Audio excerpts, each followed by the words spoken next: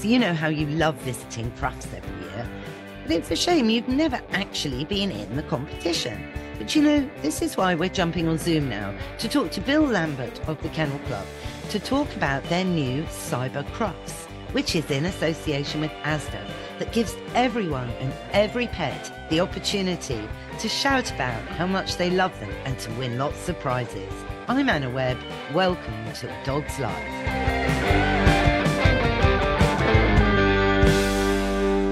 Bill Lambert, welcome back to A Dog's Life. Great to speak to you, Anna. Always a pleasure. Well, it's brilliant. We've known each other for a long time, haven't we, Bill? We have indeed, and of course we've got lots in common. We love dogs, of course, and we have miniature bull terriers in common as well. Yes, I know. No longer a vulnerable British breed. No, they've crept out of they always hover around. They've crept out of it over the last couple of years. We have seen, as you're probably aware, lots of breeds have become more popular during the pandemic. There was a huge explosion in the number of people wanting puppies. So they have crept out, but they're still, I wouldn't say they're safe yet. They still have to have attention paid to them. But yes, they're not one of our more vulnerable breeds at the moment. Yeah, but they're not a dog for all people, are they, Bill? You know, I think this is something that the pandemic perhaps has highlighted with this massive boom in dog ownership, that it is so important to choose the right dog for your experience, your lifestyle, and your accommodation. It is. You're absolutely right, and you're aware that we run an event called Discover Dogs, which is really trying to bring dogs to people so they can actually talk to the breed experts about all the breeds. And it's interesting to me because I listen to lots of the conversations, and often the breeders are saying to people, "This is not the dog for you because it will do this, it will do that, and doesn't fit into your lifestyle." So it's really so important that people do that research and find the dog that fits their lifestyle. As you rightly say, I often say to people, you don't want a miniature bull terrier. They are quite difficult. They're extremely stubborn. They're not the easiest dogs to train. They've got great personalities, but they do take some They do take some time and effort. But it's like anything. You put a lot of effort into something, you get a lot of pleasure out of it. Yeah, it's like with anything, isn't it? But, you know, it is so true. But the recent news from the Kennel Club, I think, is very exciting because you're really highlighting all the joy and all the benefits that when you do get it right with the right dog and you have the time and you understand what having a dog means, that maybe you have to sacrifice lions, you have to go out in the rain, don't you, Bill? But the joys and the benefits to your mental health are massive. They are. We've just come out of Mental Health Awareness Week, and we did some research to support this, and it was amazing that 2/3 of people said that they go to their dog first for comfort. And when you think that, we're social animals, we live with other people, but 2/3 of people would go to their animal first, their dog first, to get comfort. And I think one of the reasons is our dogs aren't judgmental, that they will be solid, they will be reliable, they'll always be there for you. They just want to be with you. They're such a big part of our lives. And you can talk in confidence to your dog, and your dog will listen. They may not be able to help you, but they do help your mental health because they are always there. They're solid and reliable, and they don't, as I said, they're not judgmental. They won't pass comment on you. No, but they understand because of their great sense of smell, I think, and the way that dogs, read us through facial expressions and body posture. Dogs read us like dogs read dogs. And so they know if we've got saggy shoulders or we come in and we've got frown face, and then our cortisol levels might be a bit high. And we know from science that dogs smell that. So dogs then, through putting two and two together, think, oh gosh, she's not in a very good mood. I must try harder to cheer her up. You're right. Even little things, my dogs will recognise when I smile at them. If I look at them in the face and smile, they will wag their tails because they know exactly what I'm thinking. But you're right; they pick up on lots more things than we perhaps do. Of course, they don't have the same sense of communication. They cannot speak, but they make up for that in lots of little ways. And they read body language rather better than we do. And even things that we may not even notice, that our voice changes when we're annoyed or when we're in a bad mood. But our dogs will pick these things up. So they're really intuitive, with what we're thinking and what we're doing. Yeah, no, it's amazing. And we've got the statistics there to kind of back that up. I mean, we all know dogs reduce our blood pressure. The science has proved that. Even a dog in a room, in an office, reduces the workforce's blood pressure, I think. Isn't that right, Bill? It is, and I don't know whether you've noticed, but I work in London, and there's lots more people taking their dogs to work. And I think companies are starting to realise that the dogs in the office can make the workplace a rather nicer place to work. And we've always advocated having dogs in offices. We do it at the Kennel Club, and it's nice to have dogs around. It just helps your own well-being, but for the in particular individuals, if individuals are bonded with their dog, giving them the opportunity to bring their dog to the office, to be part of their lives. And actually, it does get you out. It does mean you have to pop out a couple of times to take the dog out for a walk. Actually, that's very good for you. If you don't do that, have that reason, you will be stuck in front of a desk and stuck in front of a computer. And we know that's not good for us. It's not good for many aspects of our health. So Yeah. there's so many benefits. And I think it's great that some organizations are starting to realize this and embracing it. Yeah, definitely. I mean, the tech firms, the new trendy tech firms have kind of been leaders on that. I think Google and Facebook are really, really dog friendly. So irony there, I always think, because I feel technology, I think dogs are an antidote to our obsession with technology at the moment. I'm not sure technology, I think it's going a bit far in my mind, but let's not go there. But dogs, yeah, but on all other aspects as well, it's proven dogs release oxytocin when you stroke your own dog, which is a very powerful happy hormone, endorphin hormone. It's the love drug. It is. It is the It does love make drug. us feel good, and you're right. It does actually promote this. So it is a tangible benefit. I think as dog owners, and we've known this long period of time, but it's now good that the science is actually backing up what we said. And I think that's like a lot of things in life. Things that we poo-poo as quack medicines, for example, for many years. We eventually get round to the fact that these are actually proven medical techniques, and you can use obvious ones. For years, acupuncture wasn't recognised, as a successful treatment. Of course, now it is. But even things like chiropractic, that wasn't recognised as, that was treated as quack medicine. So it takes us a little time. We do recognise these alternative treatments, but lots of information now about dogs. The science is now starting to prove what we've always said about dogs. Yeah, that's it. And it's like science. I mean, it's like with testing for health in ourselves and dogs. Science, we've got the science now. We've got the MRI scans, great blood tests and genetic science that, we're using it to a positive effect. Certainly with dogs, isn't it, Bill? I think actually, I've said this for many years, that dog breeders think rather more about their choices when they to talk about mating their dogs, because there are lots of health tests available. I don't know too many of my women friends who, before they decide to have a baby, have all the lots of health tests to make sure that they are compatible with their partner. And but we do, as dog breeders, we do it routinely. We will check for a whole gamut of tests, and it is important because you can then predict the outcomes. You're probably aware, Anna, that the brachycephalic breeds, the bulldogs, French bulldogs, and pugs, these are dogs that have really they really appealed to the public. They've increased in popularity during the pandemic. Now, those dogs do come. Some of them have health challenges because of their flat faces. We now have a test available that breeders can do on their breeding animals. It's got a complicated name. It's called the respiratory function grading test. We call it the RFG test for short. But Right. it's a way that the specialist vets can actually measure the breathing capacity of dogs. And of course, if we get people to breed from the ones who breathe well, then they will have puppies that breathe well, and we will actually start to eliminate some of these problems. So there is a lot breeders can do, but I think we're rather better. Dog breeders are somewhat better at it than the public are, Yeah. and so we should be, because we're the ones who control the decisions that are made by our dogs, or rather Yeah. our dogs. No, but that's so funny. I hadn't actually thought of that before, but you're actually right. It's all about celebrating dogs and again, understanding the history of dogs as well. And I know it is the 150th year of the Kennel Club. And I've been lucky enough to go to the exhibition with Joe Good down at the Kennel Club, which is in Mayfair.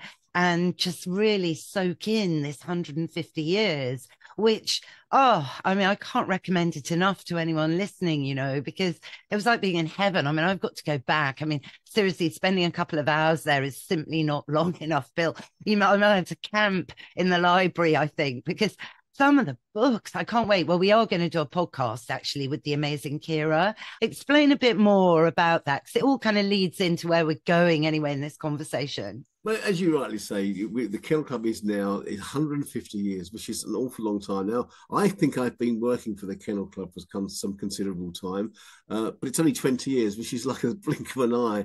The Kennel Club was started, by some gentlemen who really just started to look at dog shows, regulate dog shows. But when you think of the range of things we do now, we've come on a long, long way. The Kennel Club founders had really good foresight because they bought premises, which was quite unusual in those days for an organisation to buy premises centrally located in Mayfair in London. But that was one of the wisest things they could have possibly done, because it formed the foundations for the Kennel Club to build. They've had home premises for all these years. And it means that we've been on a sound financial footing. And look, people don't think realise that our biggest activity where we earn our money, if you like, is we actually register dogs. And people pay to register their dogs to get a pedigree. And of course, we take that money and we put it back into dogs in many, many ways. And I think that people going along to the exhibition can see some of the history of the Kennel Club, how it was formed, and see see some of the early breeds and the early founders of the Kennel Club, and we'll find out information about the Kennel Club, because I think we all know it's there, but a lot of people don't quite know what it stands for and what it does. Exactly. And I think a lot of people have a lot of opinions that aren't really based from fact, But I couldn't believe that the original offices had been bombed in the war, totally flattened. Yet the only thing that survived just on one bit of wall was the amazing dog. Explain about that statue that's now in your main foyer. So we have this statue. He's called Forager. There's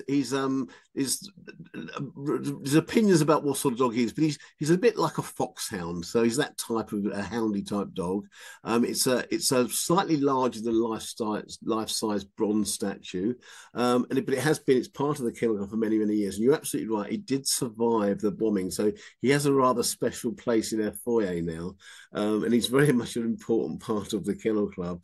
But he represents, I think, the history of the Kennel Club, because he's been around, he's survived things, and like the Kennel Club survived. But you're right. I think a lot of people don't really understand what the Kennel Club does. We're associated with dog breeding, and dog breeding is perceived by some people as being a poor activity. And I can understand why people might think that, because we'll often look at the number of dogs that are in rescue that need homes, but they're not necessarily there because of breeders. They're there because people made bad choices.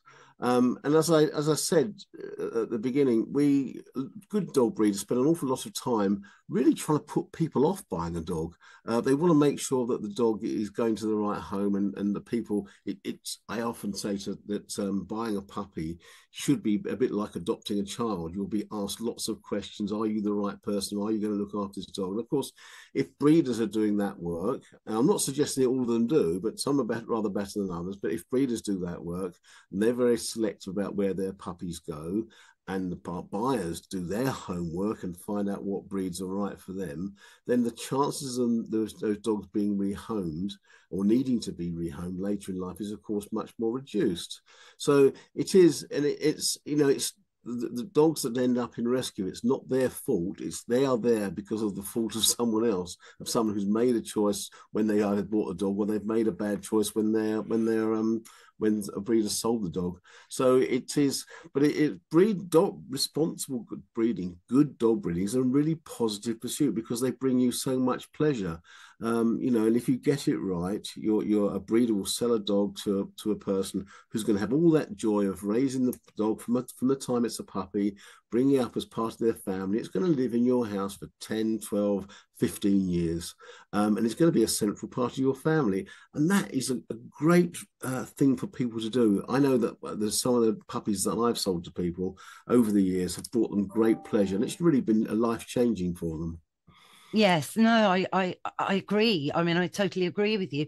I mean, I think where it's all going wrong for me is this, inability to stop puppy farms, mainly in the Republic of Ireland, that, these puppies get shipped over, they're sickly, they're badly bred, they're raised in horrific conditions. And then, now more and more, sadly, since the pandemic, it seems to me people actually think it's right to buy a dog on the internet. And that, for me, is where it's all going totally wrong, and more than ever.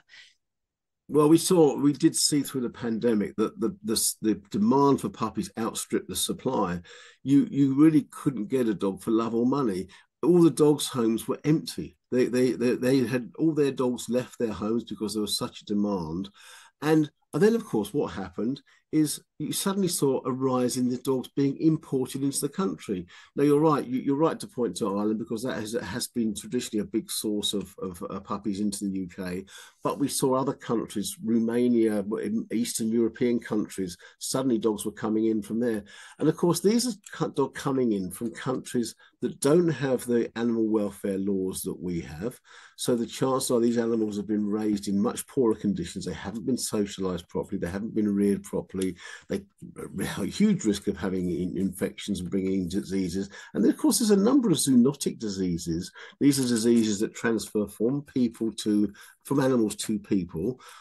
Diseases that weren't common in the UK but are becoming more common now, and this is largely down to people carelessly importing. Now, you can import dogs, you can do it well, but it's quite a complex and difficult process, and it's very rarely that it's actually necessary to import dogs. Some breeders will, to increase the genetic diversity of a breed, but actually dogs that are coming from overseas are likely to have a whole load of other problems as well. So it's not something I would certainly advise.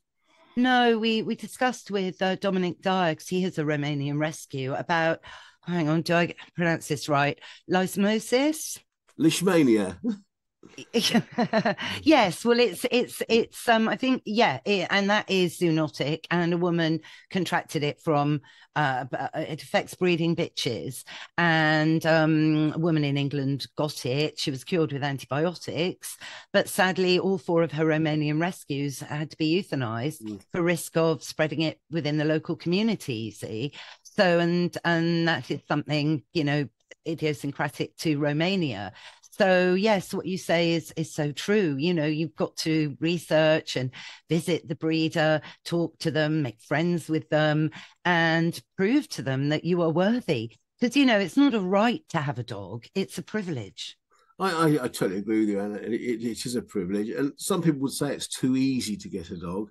There's a balance there, of course, because if you make it too difficult to buy a dog, you'll push by purchasing a dog with the whole dog market underground. We know that dogs bring so much pleasure to people's lives. So I'm always very cagey about suggesting restrictions on buying dogs. But I think we all have a part to play in educating, because there's no animal welfare agency who disagrees with the very principle of getting a dog that's right for you and getting a dog that fits into your family and getting a dog under good circumstances. So, but we all give slightly different messages to the people. And I think we need a bit more of a joined up approach, because we are all on the same side. And these are really the important decisions that are going to change people's lives and also change the lives of our dogs. So it is something I think we need to work more closely together to actually promote these positive messages. Dog ownership, it is a privilege, but I don't want to see it made too difficult for people. I think dog ownership, one thing that's come out of the pandemic is that with more people working from home, then it has actually opened up the opportunities for more people to have dogs. Now, providing those people made the right decision and thought through what would happen if they have to go back to work, etc., then it's fine. But of course, we are a little bit concerned that some people didn't think it through, and we know that the relinquishments of dogs' homes have gone up over recent months, and we think it's partly to do with those people making those wrong decisions during the pandemic.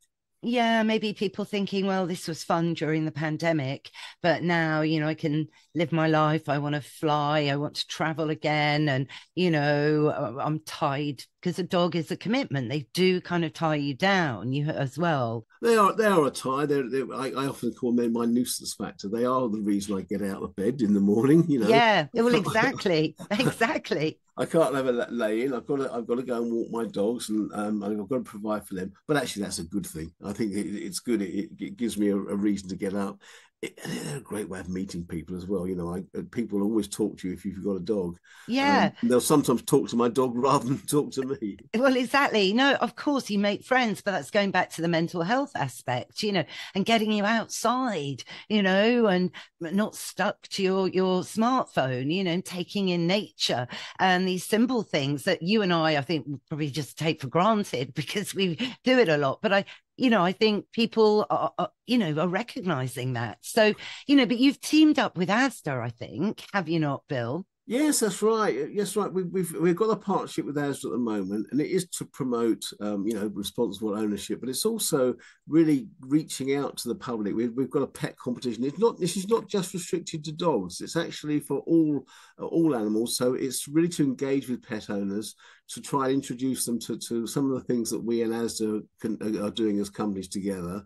It's a joint partnership, and we come from it from different backgrounds if you think about it, because as to have a huge reach into the public market. They've got thousands of customers going in who may not understand quite as much about dogs. So we're trying to get people to visit our website. They can learn about responsible dog ownership, learn about feeding their dogs. But there is a great competition. There's a number of competitions over the coming months. It's going to be effectively. It's almost like I would say it's an online crufts, if you like, but for all pets, not just for dogs. So I would urge people to go and look at the crufts website and go and look at the Asda website, and you can find out lots of information about it. A lot of the Asda stores have now got a crufts aisle, so they can actually see some of the products that are actually available for dogs. So we're quite excited about it. It's the first time we've partnered with a major supermarket chain in this way, and I think we're coming at it. We as an organisation love dogs, but Asda do too, and we're very keen to work together on this.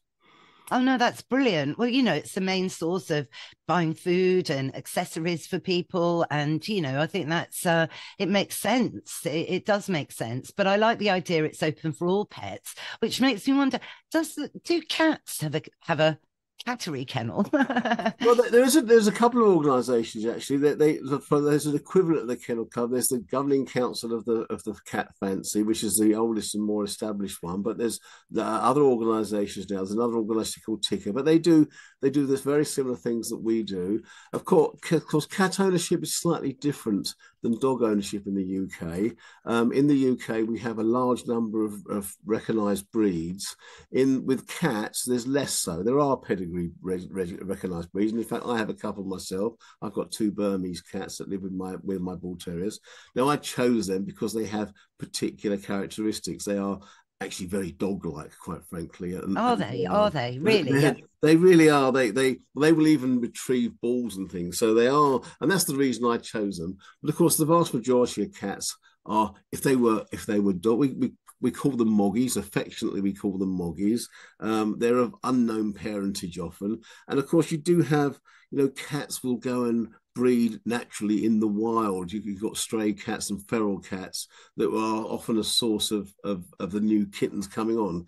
And it's one of the reasons that people are often persuaded to spay their cats, because if you have a female cat that gets out, they can have own kittens from the sort of age of 4 or 5 months. So they're not quite like dogs that we tend to keep more contained.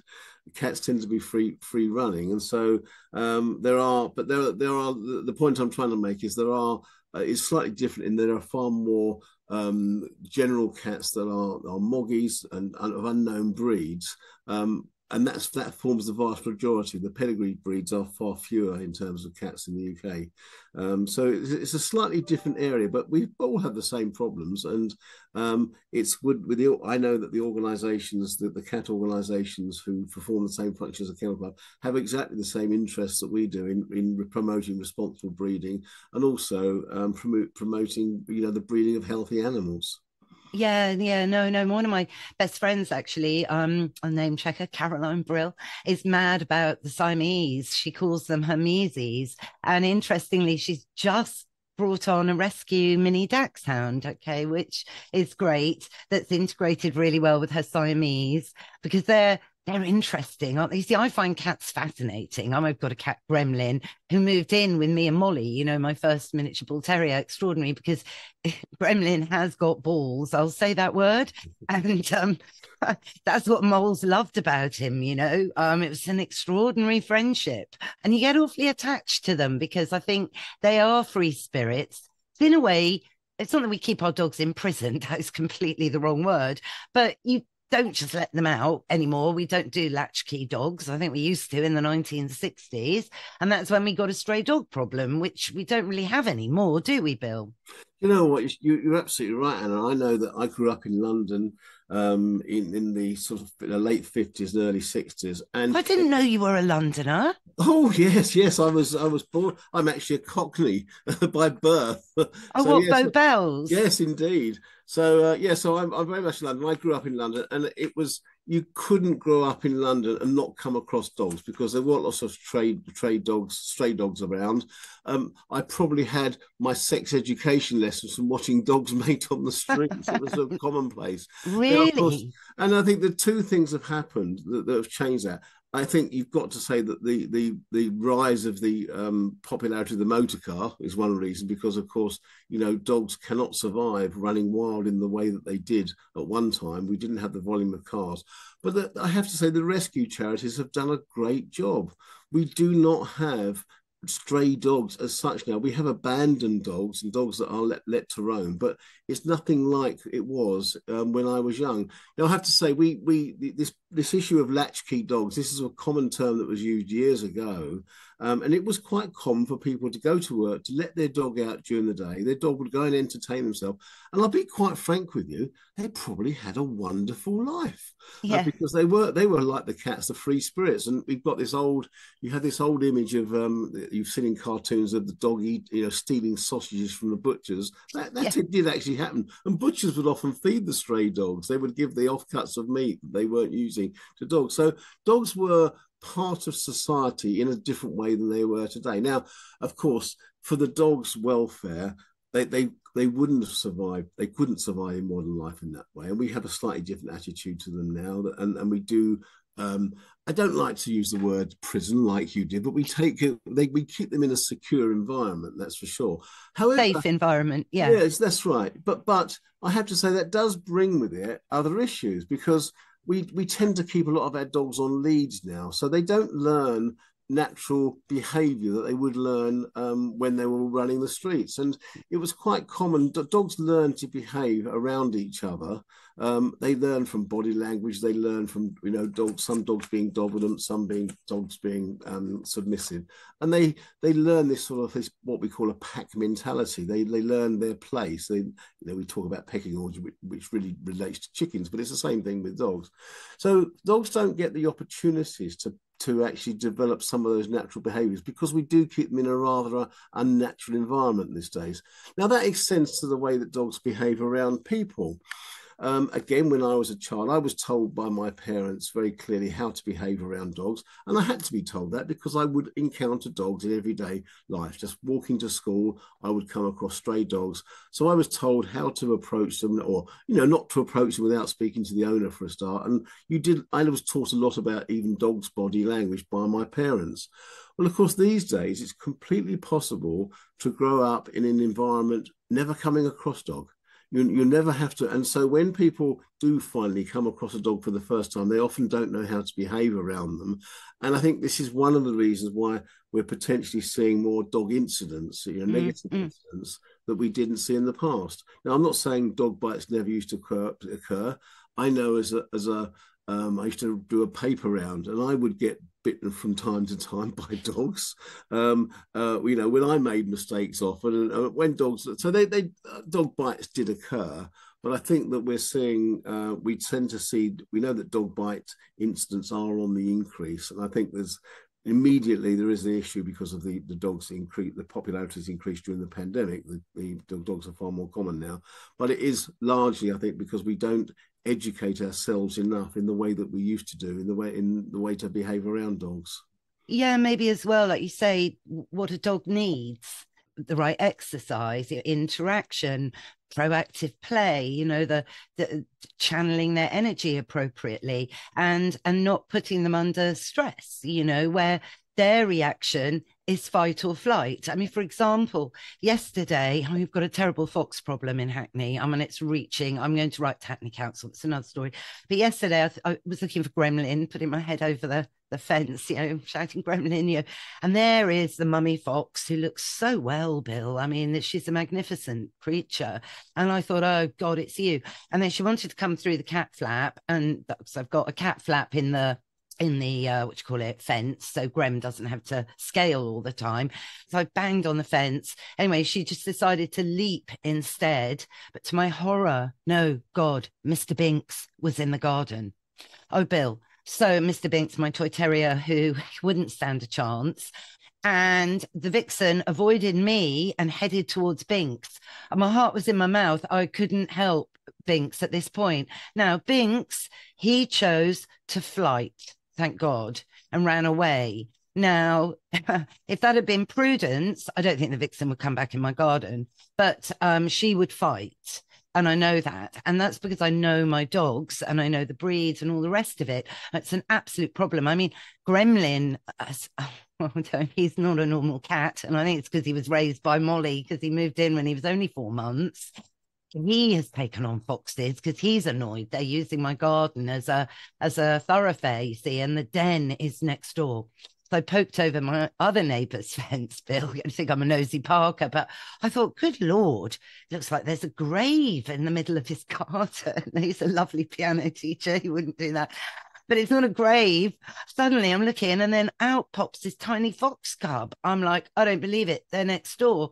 So that's what I've got going on at the minute. And these foxes, they look well. I mean, they're massive. It's the closest I've come to foxes this last few months. And they are. So now Binks won't go in the garden. This only happened yesterday.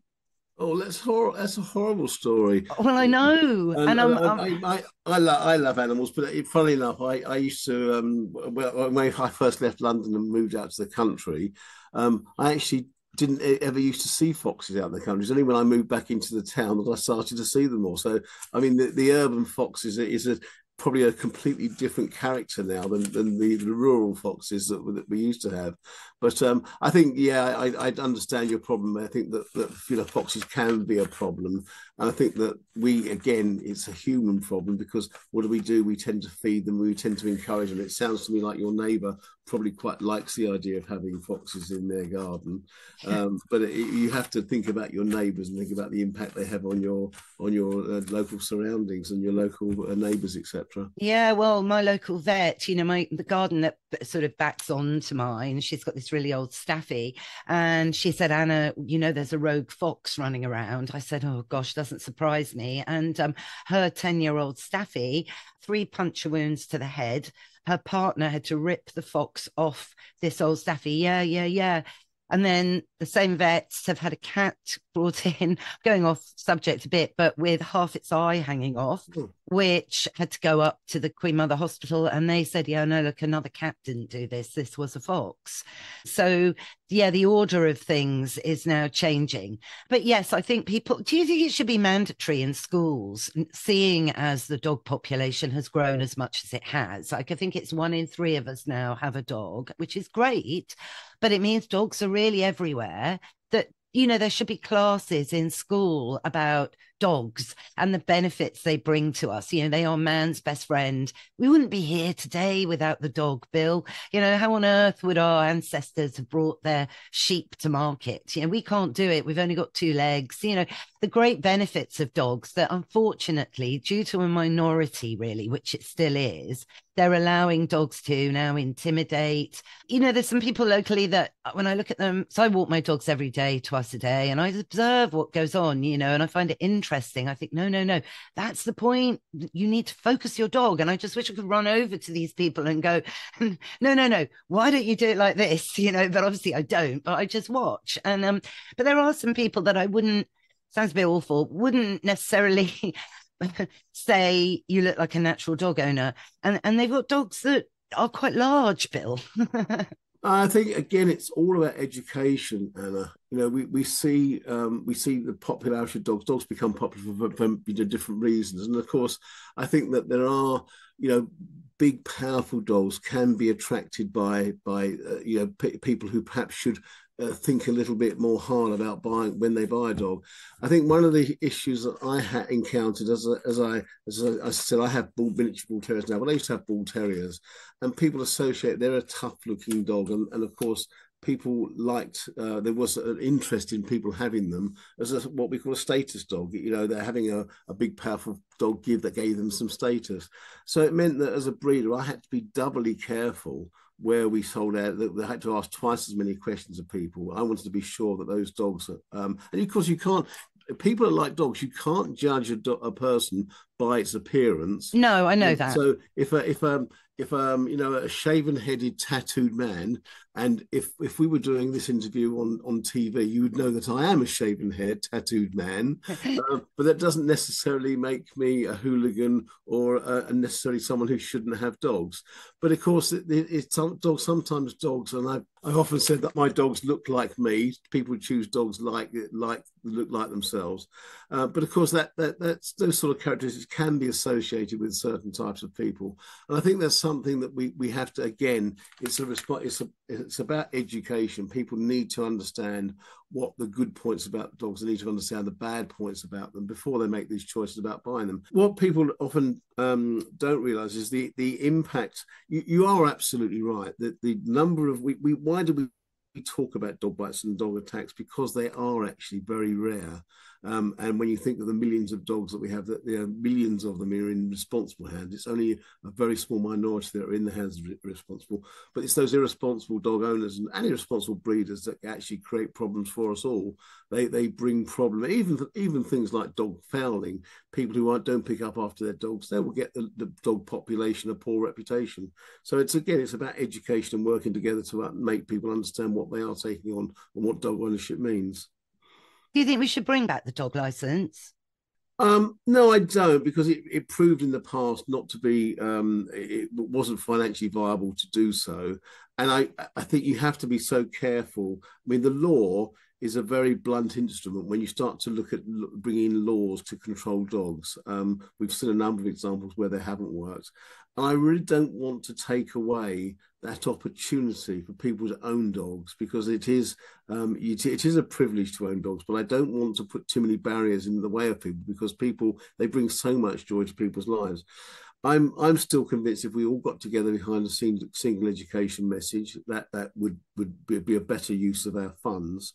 But I think that a dog license, I suppose I would say the only caveat I would add is if we knew that dog license funding could be completely ring fenced so that it did actually go back into providing facilities for dogs and for dog owners, then I may be a little bit more supportive of it. But I think that my worry is that it would just simply become another tax. It would become a tax on the responsible dog owners, because the irresponsible ones would not get licensed. And we know there's limited funds or limited resources for enforcement of the dog license. So you and I, as responsible dog owners, would be paying a fee, and the fee would go up and up and up, and the irresponsible dog owners would not be paying that fee. So we would be subsidising those other owners. So for those reasons, and I appreciate that's quite a long answer to your question, but for those reasons, I think we have to be a little bit careful about what we wish for sometimes. Sometimes that can seem like a magic bullet. Oh, yes, make people pay. That will actually solve the problem. I think in the case of, unless there was an enforcement regime and the many could be ring-fenced to provide facilities for dogs, then I'm not sure I would support it. Yeah, I know what you mean. It would take a lot, I think. I mean, I think you'd have to centralize the microchipping system as well, which might be great in terms of dog theft. Just, I would have it like DVLA style and kind of mirror that formula that we all have to do with our cars. But yeah, it's complicated. But yeah, you're right. I mean, I could never imagine my life without a dog. I mean, luckily I grew up with dogs, and I, show dogs. I mean, my aunt had a Tibetan Spaniel, which was mine, really. My mum bought her from Anne Wynyard, and but Dad said 2 dogs was enough in the home, and we had gun-shy Springers. And then got a tortoise with one leg, and it was a bit like that in my house because Dad was really, that was the only thing I had in common with my dad, a love for animals, because he was desperately right wing and an ex-army officer and everything, and so it's a shame. I regret a lot, but thank God he taught me about animals and the joy that they do bring us, and that he definitely did. I think that's something you do get from your parents. I grew up in a household with animals. We had periods of time where we didn't have them, but I was usually had animals in the house. And I think you learn as a child, you learn so much about animals. You learn respect for them. You learn that they are sentient beings and they have got feelings and they can teach us an awful lot. I'm always I think I often have more empathy with people who have had animals than people who haven't got animals. Oh, definitely. Oh, definitely. I mean, my aunt taught me this: never trust anyone who doesn't like dogs or who doesn't drink. Well, we'll say no more about the drinking. No, I know. There you go. They don't go, they're not together. But yes, if and that I've set, that's been my motto, my what you call it, litmus test through my life. Anyone who doesn't like dogs, that's that. But Bill, look, thank you so quickly. So if people want to enter, whether it's a guinea pig, a goldfish, I think goldfish should be up there. Won't go there with my journey with goldfish, but I love goldfish. And how do they do this? If they go onto we have a portal on the Crufts website. If people go to the Crufts website, the key in ASDA, and they will find it. And the ASDA, they go to the ASDA website. There's lots of information on there as well. Brilliant. Well, thank you, Bill. I think I might enter Gremlin. You should do. Absolutely should do. Thank you. Thank you so much. Great to speak to you, Anna. That's our show, Mr. Binks. What did you think? Yes, it is great that all pets can be celebrated through the cyber crafts. And what's that? You're right. It is time for Woof of the Week. It is very true to say that it is not a right to have a dog, but indeed it is a privilege. Well, I hope you all enjoyed it. If you did, go on, rate and review the show wherever you tune into your podcasts. Thanks again, of course, to Bill Lambert for joining us today, and all the links are in the show notes. Thanks, of course, to Mike Hansen, my producer, for all the music and production as ever. And you find out more about him at Pod People UK. And if you want to find out more about me, I'm just at Anna Webb Dogs. What's that, Mr. Binks? Yes, you're right. We will be back in your feed next Sunday. So go on, subscribe. It's free. And that way, you'll never miss a show. Bye for now.